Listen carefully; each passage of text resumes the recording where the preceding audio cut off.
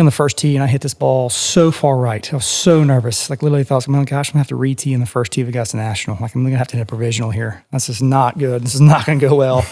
And Fred Couples kind of pulled me aside. He was, listen, man. You're listening to Studio 22.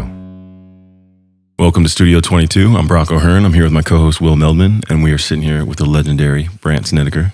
How you doing, man? Doing great, man. Legendary is a little bit overused there, but I appreciate it. Yeah, well, extremely legendary. Let's keep bumping it up. How you doing, man? Doing great, man. Good to be here. Thanks for having me. Welcome to Nashville. Glad to have you here in town. Yeah. It's a great spot, so I hope you all enjoy it. Yeah, thanks for coming on. And speaking of Nashville, you said you're a lifer, right? I am. I'm one of the few. I feel like this has been a real transient town of recent. A lot of people moving here, but I was born and raised here, and I've seen it kind of explode through the years, and really love living here. I'll live here the rest of my life. It's home for me. Went to school here. Great place to raise a family. Great place for what I do to travel out of. So I love it. Nice. Well, what do you think has been some of the biggest transitions since in the last couple of years, especially? Yeah, it's been crazy. Like even where we're sitting right now, this is all cow pasture farmland. Not too long ago. We're talking like 10 years ago. And then from where we are, I could have never imagined the growth of the town, especially this far south of what's happened. And it's been great. And for the most part, it's been all for the good. It's a great place, as I've said, great place to raise a family, great quality of life. The people are moving here, kind of moving from big cities and realize, wow, man, dollar goes a lot farther down here than it does in New York City or LA or somewhere else. And quality of life's awesome. So it's just kind of exploded. The biggest problem we have right now is just trying to kind of have the infrastructure keep up with it. The people here are great. We love having people visit. If you ever come to downtown Nashville, you can't not have a good time. We love having visitors come here and hang out and realize it's a huge generator of income for our city. So we want to make sure people have a great time. And so I think people kind of feed off that vibe. They love living here. They love visiting here, and just a great place to be. You can't be here, as I said, and not have a great time. Well, this is Will's first time. I've been actually quite a few times. I love this city.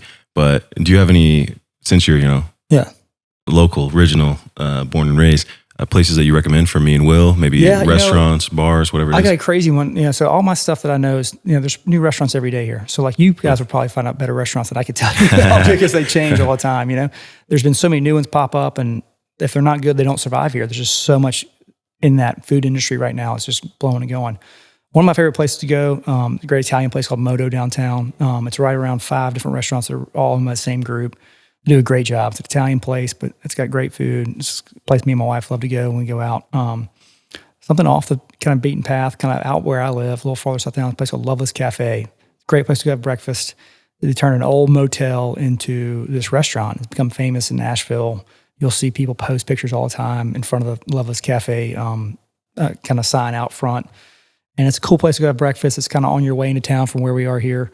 And it's kind of an iconic venue here. You got to step by once and a half. They've made these homemade biscuits that are phenomenal. It's not great for the waistline, but they taste amazing. They give you, and they're great. I've actually started sending them as gifts to people because they have these baskets you can send to people and have the biscuit. And it's a great thing to send from Nashville. So I'll actually send you guys some so you can have some back in LA. Let's go. There we go.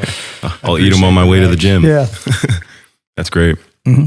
So when did you first get into golf? Let's back in the beginning. Yeah, it's crazy. My grandmother, actually, my maternal grandmother, my mom's grandmother got me started. She was a club manager in West Plains, Missouri, small town, Missouri. And she just obsessed with golf. And so she gave me my first set when I was 7 years old. I go up there and spend a couple weeks with her every summer. And so she got me a set of golf clubs. I picked it up. I kind of loved it as a young age. My brother I have an older brother who's 5 years older than me. He bought her a set. Or she bought him a set as well, and we kind of both loved it at an early age. We loved playing everything. We were pretty good athletes and played everything, but we both just loved golf more than anything else. And he ended up going on and playing college golf at Ole Miss.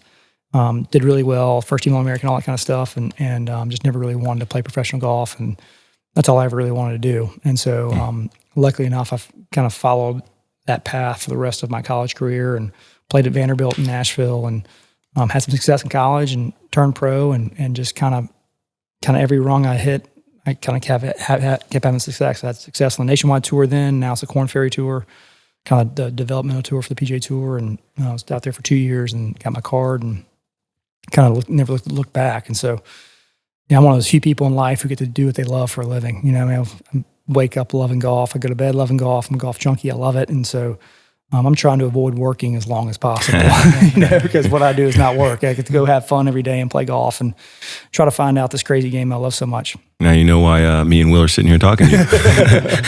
There's nothing wrong with it, man. I think everybody's got to chase their dreams and do something that makes them happy, Absolutely, yeah. I'm a big fan. I know me and Will also, it's follow your passions, and it feels like you never have to work a day in your life. Exactly. Yeah, it really is that. And you don't wake up tired or dreading going to work or, like you're having a terrible, I love not going in an office, Some people, that's their bread and butter, that's what and it's awesome. But for me, I just can't do it, So being able to do things like this, creative, fun, hang out with cool people, talented people, have great conversation. There's nothing better, a lot of fun. Couldn't agree more. I feel like everybody's put here for a reason. They have some kind of passion that drives them. And as long as it's going to be easy, there's going to be a lot of obstacles in your way. There's going to be a lot of kind of, unfortunately, you're going to have to deal with failure a lot, and so how you handle that and how you get through that and know that your passion will push you through it. If you work hard enough, nobody's going to stop you from doing it, And so, I try to instill that in my kids all the time. It's like, one thing in golf that I've learned is, man, I fail a lot. Yeah. I've won 9 times, but I've probably lost 350 times since I played on tour, So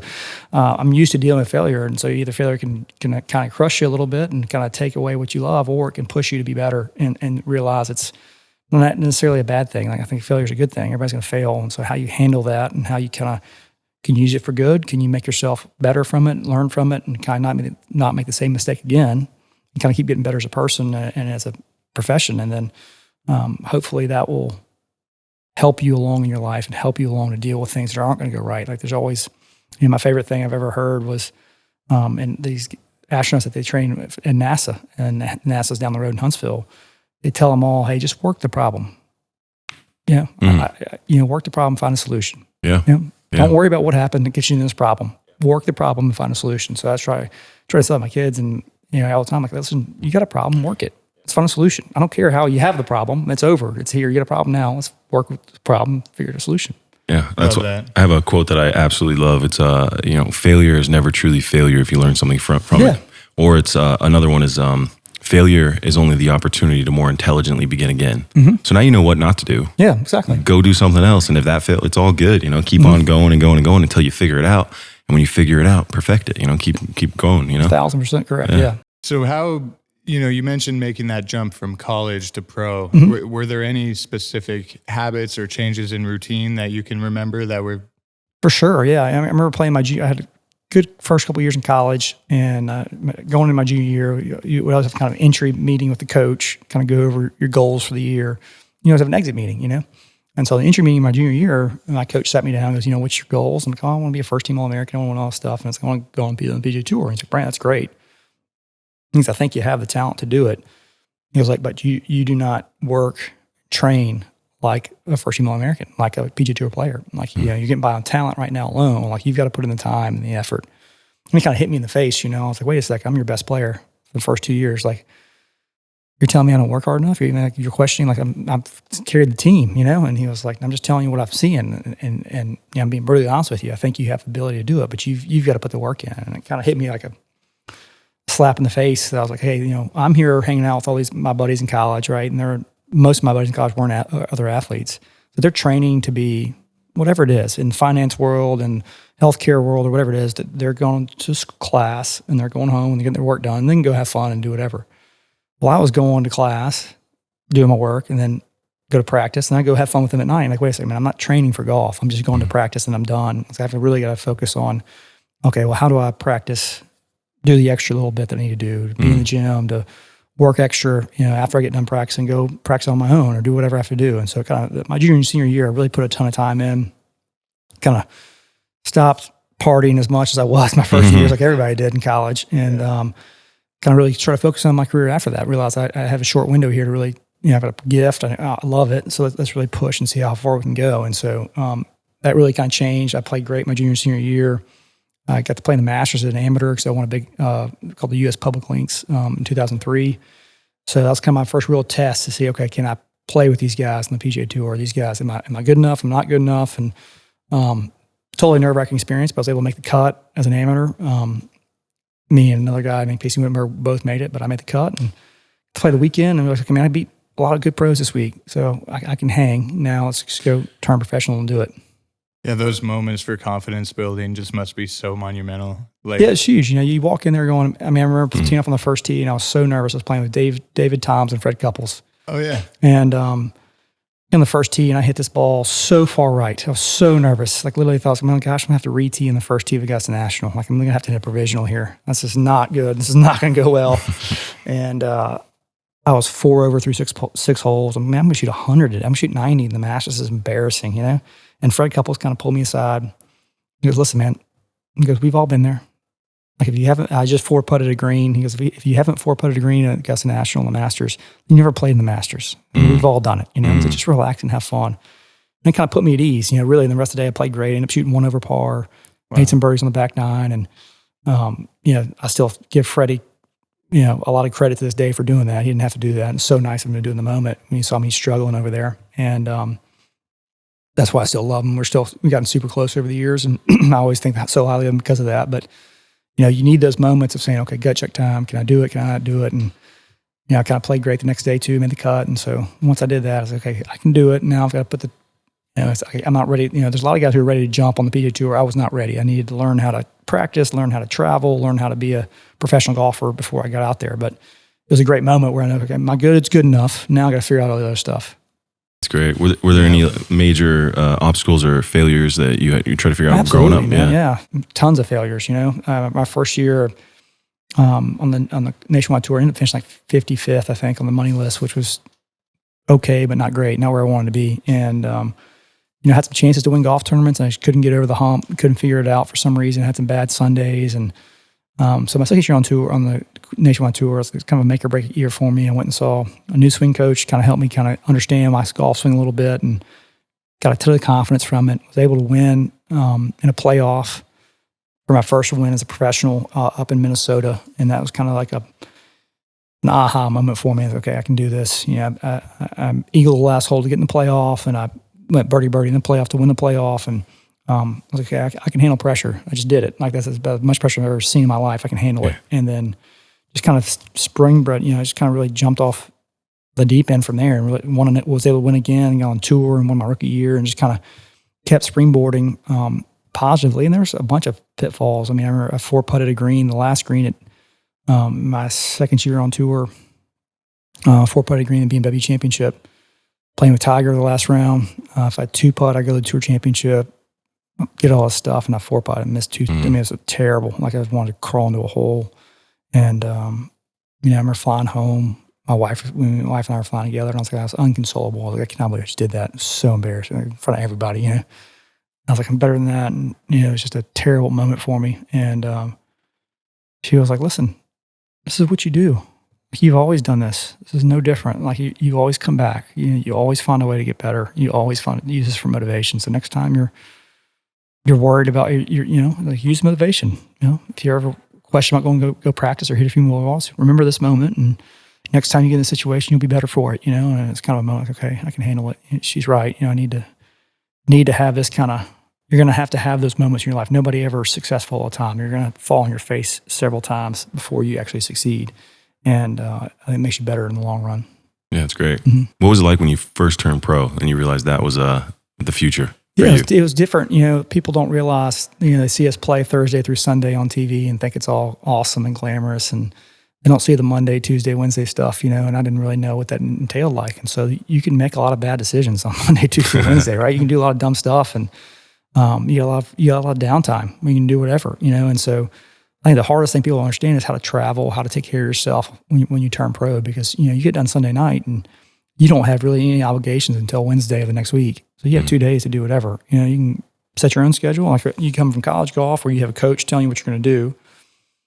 So being a professional golfer, like, man, I have all this free time, I'm making some good money, I can do whatever I want to do. If I want to go to Vegas for a day and hang out with my buddies, I can go do that, And so it's hard when you're a young kid trying to figure that out, of saying, okay, well, how do I practice on Monday, Tuesday, Wednesday to get ready for Thursday? How do I handle my workload? I think most young players overwork themselves on Monday, Tuesday, Wednesday. They'll stay all day on the golf course practicing. So they see that's how I get better, right? Spend all this time out here, I do this, and then come Friday, Saturday, you're exhausted because you've been on the golf course all day, every day. And so finding that balance of saying, hey, okay, I need to work and practice, but I got to do it smartly. I've got to learn how to take care of my body. I learn how to get in the gym and do recovery stuff and be ready to go come Thursday morning. So I'm fresh. I feel like I'm prepared, but I'm not overworked where Sunday I'm just going to run out of steam and the mental fatigue is a huge thing. People don't talk about enough, I think, on tour is the mentality of, the edge is so thin between playing good golf and bad golf. Bounce here, bounce there, putt lips in, putt lips out. And so it wears on you. You're constantly having to stay on it. And so the hardest thing I think that most guys will talk about, like the physical stuff we can handle, we're used to it. It's the mental stuff where you get fatigued, where like little things set you off, or you can't handle bad breaks, you can't handle whatever, and it just kind of wears on your psyche. And you start getting negative and start going down this road where you're waiting for something bad to happen versus waiting for something good to happen. And when you're mentally prepared and you're excited to be there, like nothing really throws you off. Like no matter what happens, you're like, okay, I'm good. I got it. I'm playing good. It'll be fine. And when things aren't going good and you're mentally fried, you're like, man, I know it's going to happen. Something bad's going to happen. I can feel it coming. So it's just tough. It's tough to balance that. Yeah, constantly trying to manifest like positivity. Yes, exactly. Yeah. And I like the Monday through Wednesday stuff too, because it's like, what do you do when no one's looking? Exactly. Right? Yeah, and it's tough. Like, most of these kids that turn pro are young. They're 22, 23, 24. Like, you see their other buddies hanging out, having fun, doing this stuff. Like, well, why can't I? Like that. And then I get it. Totally, like when you're exposed to this lifestyle and seeing all these cool cities you go to, and like want to go out and have great restaurants and go, see buddies that you have graduated, moved on somewhere else, or whatever it is. It's tough to be able to say, hey man, I'm working. Like this is my job. I got to be in bed at 8:30 and get some rest and get up at 6 and go practice and play and be ready to go. So it's just a different thing, They don't have to show up and be you. Yeah, exactly. So it's like real quick, I was working on Ray Donovan as a production assistant, and I'd get home, basically Saturday at 3 a.m. because like Friday night extended, and I'd only have like about 24 to 30 hours of like actual weekend. Yeah. And I would just go out in the beginning. I would like go out and party because it's like my friends are doing that. I was like 24. And it wasn't until I realized like, no, you need those hours for sleep so you can wake up at 3, 4 a.m. on Monday, every Monday. And it's like kind of a similar situation. For sure. It's just like, okay, deep breaths. Yeah, it's hard. I mean, you always equate yourself to your peers and what they're doing, what's going on. And, it's really hard to be I always say like the 4 horse in the 5th race, right? Have those blinders on saying, this is what I'm doing. All right. I don't need to look what the other horses are doing, whatever else is doing. Like this is what I really want. I can tell you what I really want. It's what I have to do to do it. Yep. And so that's the hardest thing I think is being able to have that mentality at a young age and say, okay, this is what I want to do. This is how I'm going to do it. This is what it's going to take. That's why I'm always impressed when I see these young kids that come on tour now that are so successful early is they have that ability. For me, it was a learned trait. I wasn't necessarily, I was driven and had all that stuff. It just took me a while to understand me and how to do it. These guys now are way more prepared than I was. Yeah, but that's because guys like you paving the way. It's fun to watch, these young kids come out and how prepared they are. And I think just golf's changed in general since I came out. But it took me longer. Some guys have it at a young age, and some guys, Jordan Spieth's a great example. Jordan's had this in Colin Morikawa. They've had this 40-year-old mentality their whole life. It's unbelievable to watch them, like how mature they are and how great they are about what they do. And for me, it was more of a learned process of, when I was 25, 26, then I was ready to be that mature guy. Not so much at 22, 23. As long as you had fun along the way. That's right, exactly, yeah. Yeah, that's great. So I was, reading and heard that you do a lot of work with junior golf. I do, yeah. Yeah, so like I grew up playing, it was called the Vince Gill Junior Golf Tour here in Tennessee. We have a great junior golf program here in Tennessee. And so I grew up playing on this tour when I was a kid. And I never really played any national events. I played a bunch of local state stuff. And so it was a great place for me to learn how to play golf. I got to meet a bunch of great friends that way. It was really accessible, easy for us to travel. I didn't have to travel very far to play these great golf courses against great fields and kind of get prepared for college golf. And, when I turned pro and had some success, the tour kind of had gone through a lull a little bit where they were struggling. And I was like, it's a perfect opportunity for me to give back. This tour is a huge part of who I was as a golfer and a huge part of it made me who I am. So right after I won the FedEx Cup in 2012, we kind of seemed like a perfect opportunity to do it. And so started in 2014, I think it was our first year. We started, it's called the Sneds Tour now. And oh, wow. And so we took over the sponsorship of it. It was struggling financially, and so we were able to kind of right the ship and find some sponsors and cover the cost of what was going on. And our biggest thing when we took it over was, listen, I wanted it to be a first class run tournament or tour, And B, I want to make sure that these kids are not paying as minimal, as much money, as little money as possible to play. Like, we don't care. I don't care about making money. I don't care if we lose money for a year, but these kids are not going to incur the costs. Yeah. I want them to have access to it and be as cheap as possible. And so luckily, since we've started, this is going on our 7th or 8th year. I can't exactly remember. The cost of entry and everything's gone down in the 7 years we've done it. So we've been able to raise enough money to be able to kind of start offsetting the costs. I mean, when I started, we had 400 kids on the tour. We had about 60 tournaments that played, 60, 75, somewhere in there. Now we have 2,200 kids playing this year. No way. And we got over 200 tournaments. That's wow. So Tennessee. Wow. So it's crazy. My son plays on it. He's 9. But we've expanded from 4 years old all the way up to 18, from beginners to elite players. It doesn't matter. Like, we just want people playing golf. I don't care if you've never played before. If you come do like a 1-day little clinic, and then all of a sudden you can go play a tournament, your dad can caddy 6 holes for you, and you hit 12, pick it up and go to the next hole, and just getting the experience of playing golf with playing in a tournament and having fun and just getting out there. And it's been great for me to see, my son grow up through it. But more importantly, I love going out there.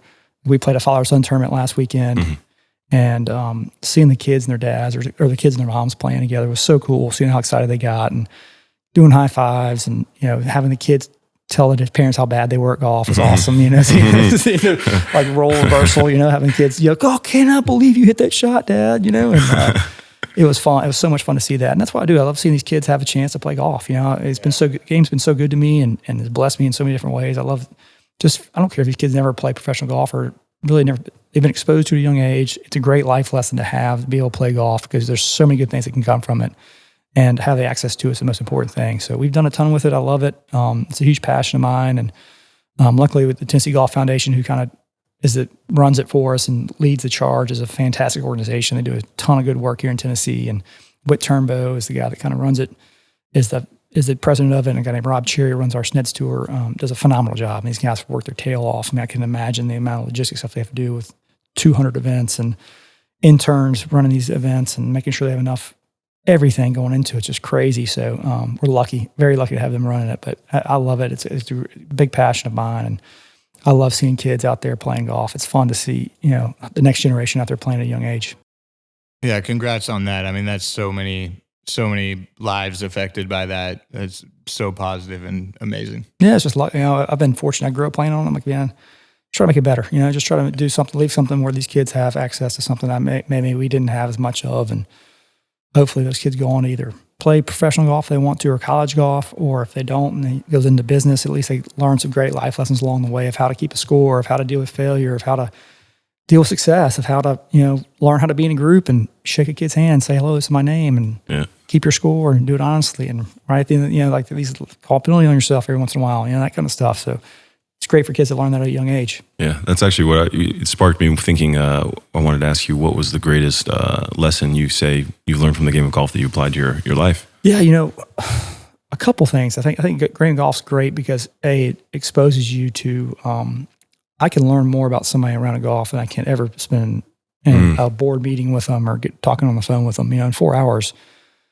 I've been fortunate to play with a lot of very successful people. I can tell if these are good people or if they have. If we jive, if we're going to be okay, or if this guy's, man, I don't want to have anything to do with this guy. Yeah. This is a bad guy, I don't want to be around him, It's amazing how a golf course can do that, And so I think these life lessons I've learned is in a golf course, you learn how to treat people, you learn how to interact with caddies, you learn how to interact with other people, you learn how to have a conversation, back and forth, and, it's getting lost in this world as we go forward. I feel like everything's done over text now or social media or whatever it may be, where it's like you need to have an interpersonal conversation with somebody, like read facial cues, read eye cues, like, man, I should stop talking now, or maybe I should, like, this is lull and I need to start talking or something, and you kind of read somebody that way and get to understand somebody's true personality. And I feel like game of golf's a great vehicle to do that, and it's served me very, very well. I mean, it's my best friends in life through the game of golf, and I feel like that's something that game of golf's very good about. I feel like you can learn a lot about somebody in a really short period of time.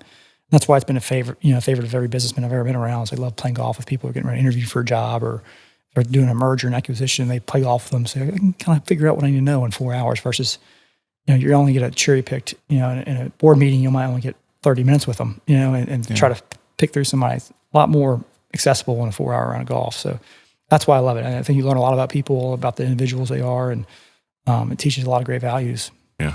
I hope you don't see my golf swing and decide you don't want to hang out with me. It's funny about it. I tell people all the time, no matter what, I play in pro-ams every Wednesday, right? So I've played in 1,000 over my career.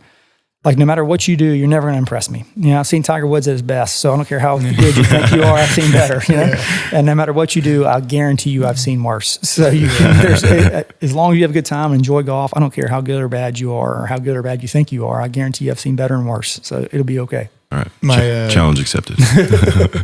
My grandfather told me we were playing golf. I think I was like 9 years old, like just speaking to everything you're saying about lessons and all that. Yeah. He's like, golf is an incredible business tool and like to meet people and connect with people.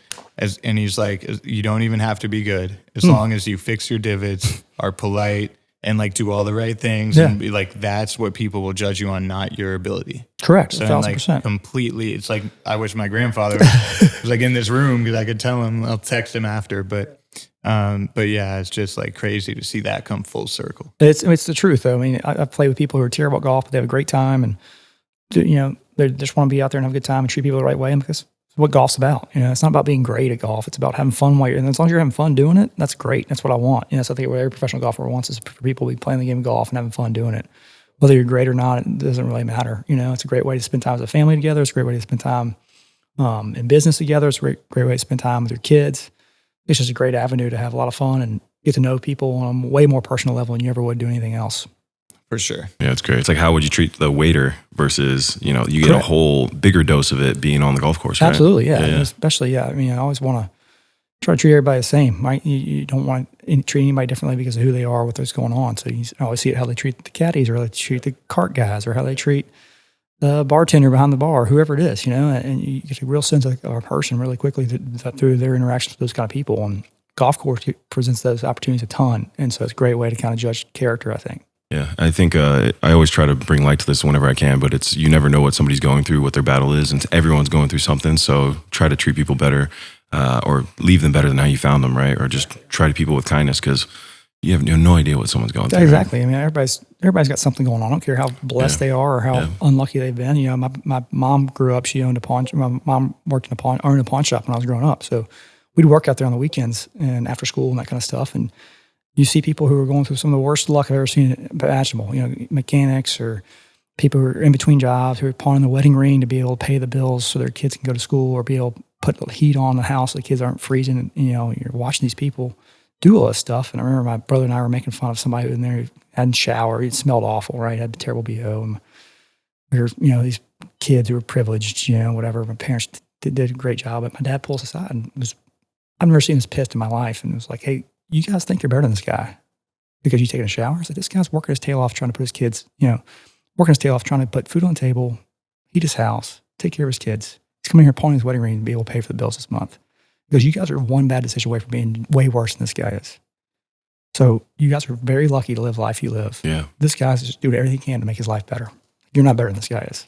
So make sure you understand that. Wow. And it stuck with me. I was like, oh my gosh, he's right. We're not any better than this guy. We're just lucky because my dad was successful and my mom was a great mom. But the guy was doing everything he possibly could to make his life better for his kids. And so it just stuck with me. So my brother and I both try to live that life, for ourselves going forward and for our kids and make sure they understand how blessed they are, but also how fortunate we are to live the way we live and try to understand people are not that lucky. People have been dealt a terrible hand through no fault of their own. They're just doing the best they can and try to help those people out as much as you can.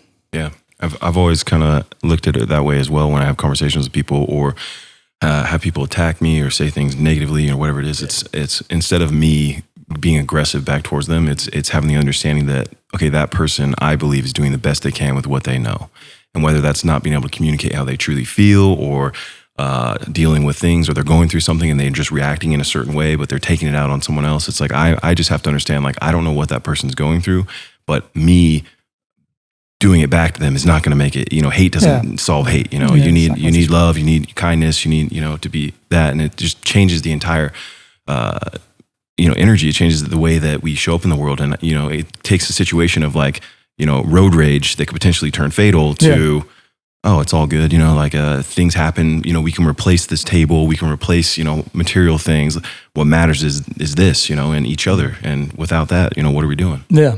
No, for sure. And sometimes it's tough, right? You get put in a situation where you're like, know he's having a bad day, man. What are you doing? You know, and at the same time, like, how do I de-escalate the situation? Absolutely. Like how do I not, how do I not fall in the same trap this person's falling into? And try, in the professional golf, you're going to get attacked all the time, and because you don't play well, people get mad because they bet on you, and you didn't play good, or whatever it is. They tell you stink, or whatever it is. And I'm always like, listen, man, I get it, understand. Like, I'm not playing great. It's part of it. I'm sorry. Like, I'll buy you a beer after the round if you want to, man. You can tell me what's going on. So I'm like, I'm not trying to, literally, I'm not trying to hurt anybody. I'm just trying to playing golf here, man. We're not solving. I'm not curing cancer or anything. I'm just playing golf.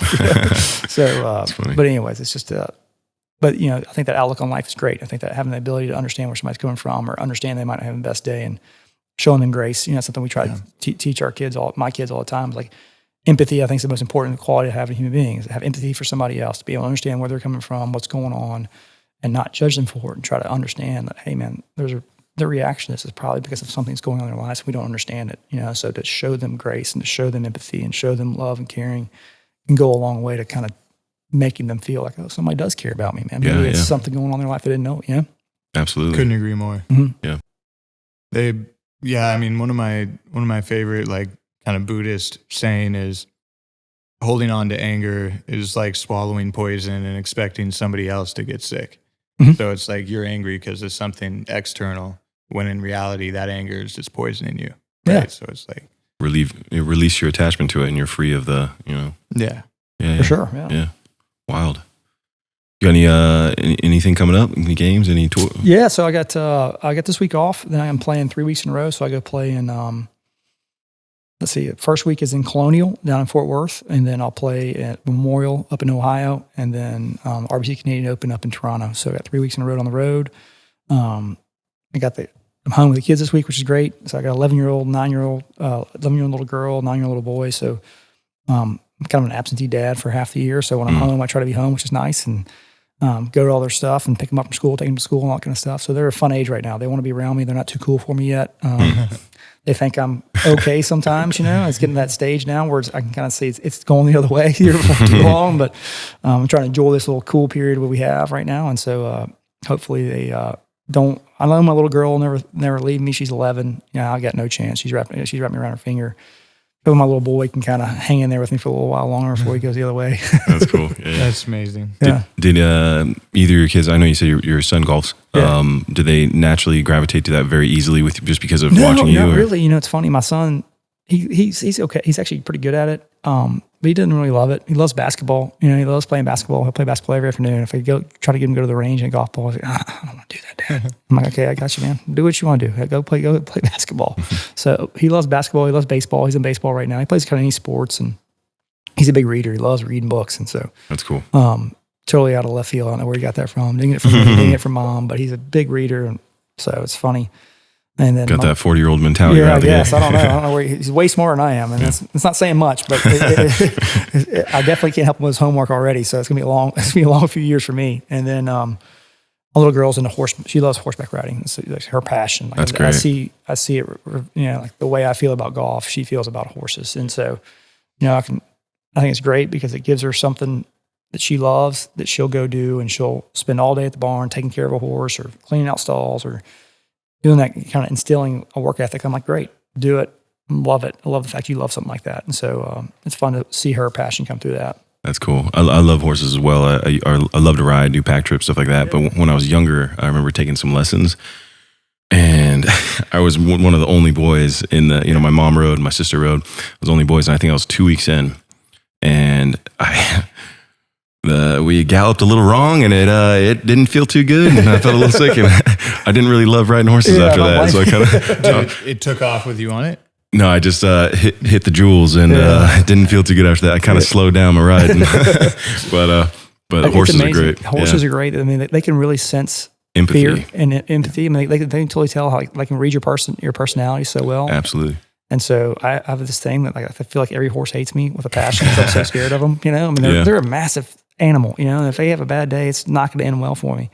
And but my daughter's just got this great personality. She loves it and can see, just bonds with every horse she meets, and they all love her, and she just hops on no problem at all. And I get near one, I feel like he's going to kick me in the face or bite my hand or something, so it's just funny. Yeah, they say that they're pure empathy, so they feel everything, right? I've got a couple friends, same kind of thing where, I've gotten comfortable with courses over the years, but we'll go riding, we'll do a pack trip, something like that. And I remember my one buddy, Aaron, we were riding, and he was on a mare that was just real feisty, and they are prey animals, right? So you got to show them who the alpha is and the whole deal. But he was scared out of his mind. And so his horse kept like running in circles and like kicked my horse. And it was I was like, we're going to have some real problems here. But you have to get this under control, man. Exactly. So about after an hour, maybe 2 hours into riding, he got his confidence in, and then everything was smooth after that. But it was so funny to see crazy actually, to see the transition between the scared or, worried version versus like, oh, I'm confident I got this, Yeah. And it totally takes time. It does. I haven't ridden a bunch of horses, and a couple of times I have done it. I've done it because my daughter makes me do it. And I've been like, oh my gosh, this is going to end so bad. It's so bad. I can totally feel the horse feeling my fear. I'm like, okay, I got to turn this around somehow. Yeah. They got a lot of power, man. Yeah, exactly. Yeah, awesome. How do you feel about the Troubadour Club? Oh man, it's funny. Mike Melman called me when he was thinking about doing this, and he said, "Some guy, and he was like, I really love to have you involved.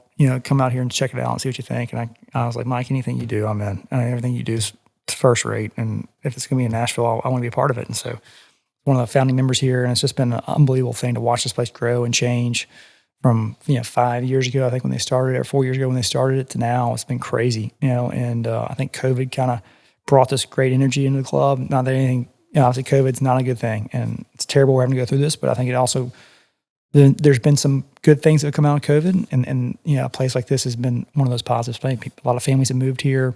They love the sense of the club, what it does for them. It creates this great family atmosphere where you bring your kids out here and play, and my kids love coming out here, and it's just a great place to kind of be out here as a family and spend time together. And you're kind of out here playing golf or fishing or hanging out in the outdoor pursuits area. And my kids love coming out here. My wife loves coming out here. And for me, for golf, it's great. The facility's phenomenal, and it's a great place to come and kind of hang out and relax. And I get to work. My kids get to have fun, and all in all, we have a great time together. So it's been a huge blessing in our lives. We love the fact that it's done so well, and can only see it getting better from here. I love hearing that and appreciate that. And my first time here, it's incredible. So I'm very excited to see get there and more play. of it. Come on. Oh yeah, for sure. Yeah, absolutely. Once we get time out of the studio. Yeah, right. Exactly. Yeah. We're having a lot of fun in the studio too. So it's been it's going to be a great transition to get out there and go have some other fun, Yeah. 100. Of course. Would you say that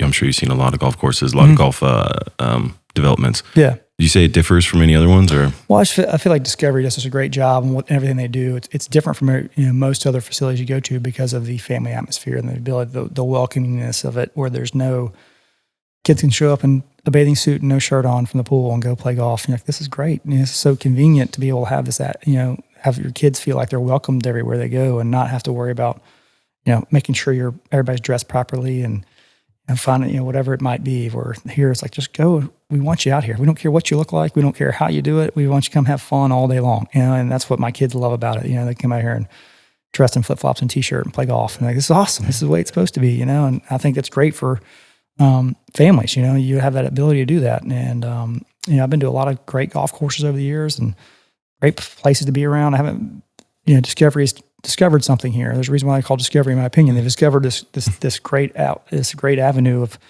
bringing families closer together, of you having these great properties where you can go and really kind of bond. I think spend more quality time as a family because there's a lot of stuff for you guys to do together. There's a lot less kind of hoops you have to jump through to be able to do stuff, to have dinner together, to be able to do whatever. It's just, they want you using the club as much as possible and having fun doing it. And I think the biggest thing I think about every club I've been to or every Discovery club I've been to is they never say the word no. So I was, hey, can we do this? Can we do that? Yes. I can't do it right now. I'm gonna find a way for you to do it. There's never a problem. There's always a solution. And so golf first mentality. Yeah, exactly. That's right. So I love that. I love that ability of that, of the club wanting to make sure every day is your best day and your kids have the best time ever possible. And I think it's a great way to develop a sense of community and a sense of bringing families together. And that's what I think Discovery is all about. And they've done a phenomenal job with it. And I'm happy to be a part of the family and love the fact that we get to come out here and play and hang out. That's great. Yeah. Well, it's 5 o'clock, so we want to get you out on time. Yeah, I've got to go. Son's playing a golf tournament, so I'm going to go cheer him on, and hopefully he'll let me cheer him on. We'll see what happens. That's amazing. Best of luck to him. This went by quick, guys. God, thanks did. so much, man. Yeah, this is awesome. Thank you, man. Thanks for coming in. Thanks for your time. Yeah, no problem. Happy to do it. This is great. Hopefully now y'all can get out of here and go play golf. Right? Oh, we're off now. Yeah, we want to go too. Yeah. Really appreciate it. Thanks, guys. Appreciate it, man. All right, man. Thank you for watching Studio 22. Don't forget to like, share, and subscribe. And follow our socials at Studio 22 Podcast.